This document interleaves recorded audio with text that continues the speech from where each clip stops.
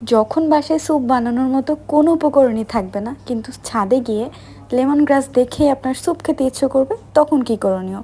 আর আপনার অবস্থা যদি আমার মতো করুণ হয়, অর্থাৎ রান্না যদি আপনি আমার মতো এত বাজে করেন, তাহলে আজকের ভিডিওটা আপনার জন্য। তো কী করলাম সেটাই চলুন দেখে নিই।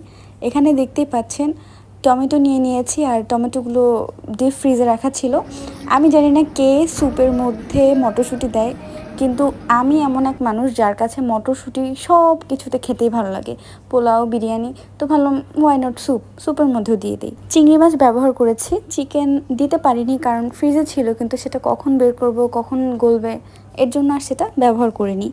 ডিম ছিল বাসায়, আর এই যে সেই কাঙ্ক্ষিত লেমন গ্রাস, যেটার কারণে এই মহাযুদ্ধে আমি নামছি। তো বাকি দেখতেই পাচ্ছেন এখানে কাঁচামরিচ, শুকনা মরিচ, চিংড়ি মাছ এবং সেই লেমন গ্রাস, আদা সব কিছু কুচি করে নিয়েছি। এদিকে গোলমরিচের গুঁড়া করার মতো সময় ছিল না, একটু থেতলে নিয়েছি, তাও দিয়ে দিলাম। আসলে যা যা দিচ্ছি সব কিছু ইউটিউব থেকেই দেখে নিয়েছি। এবারে ডিমের পালা। ভিডিওতে বলেছিল শুধুমাত্র ডিমের কুসুম ব্যবহার করতে, তো আমার কাছে মনে হলো ডিমের কুসুম ব্যবহার করব, সাদা অংশ তাহলে কি করব, তো পুরোটাই দিয়ে দিয়েছি। আর ভিডিওতে টমেটো সস ব্যবহার করেছিল, আমি মনে করলাম যে টমেটো যখন আছে তাহলে সস কেন দিব, তো টমেটোগুলোকে ব্লেন্ড করে নিয়েছিলাম অফ ক্যামেরাতে। তো এই পর্যায়ে দিয়ে দিচ্ছি টেস্টিং সল্ট, এটাও ইউটিউবে বলেছে তাই দিয়েছি। ভিনেগার দিয়ে দিচ্ছি 1 চা চামচ পরিমাণ, এখানে সয়া সস দিয়ে দিচ্ছি 1 চা চামচ পরিমাণ। এখানে যা যা দিলাম সব কিছু 1 চা চামচ পরিমাণ দিয়ে দিয়েছি, কিন্তু ইউটিউবে আমাকে একবারও বলেনি লবণ দিতে। আর দেখতেই পাচ্ছেন অনেক খুঁজে বাসায় দেখলাম যে একটা ম্যাগির প্যাকেট পড়ে আছে, ম্যাগি থাই স্যুপের, তো সেটাও দিয়ে দিলাম। এটা কেন দিয়েছি জানি না।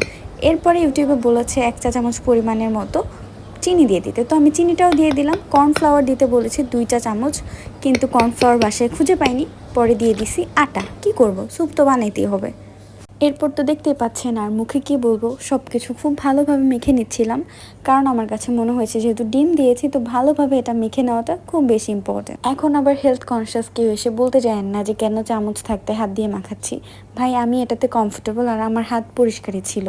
বিষয় যেটা হয়েছে, যেহেতু দেখতেই পেয়েছেন টমেটোগুলো একদম ডিপ ফ্রিজ থেকে বের করে আনছি, ওটা ভীষণ ঠান্ডা ছিল, তো মাখাতে গিয়ে আমার হাতে ভীষণ কষ্ট হচ্ছিল, অনেক ঠান্ডা লাগছিল। আমি আবার ঠান্ডা খুব বেশি সহ্য করতে পারি না।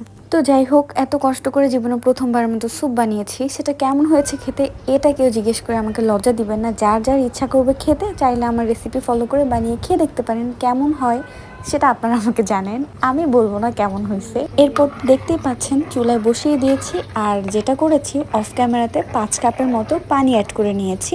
এবার তো দেখতেই পাচ্ছেন জাস্ট নাড়াচাড়া করে নিচ্ছি, আর যতক্ষণ পর্যন্ত না আমি যে কনসিস্টেন্সিটা চাচ্ছি সেটা চলে আসছে, ততক্ষণ পর্যন্ত এই প্রসেসে চলছে। আমার কাছে এই ঠিক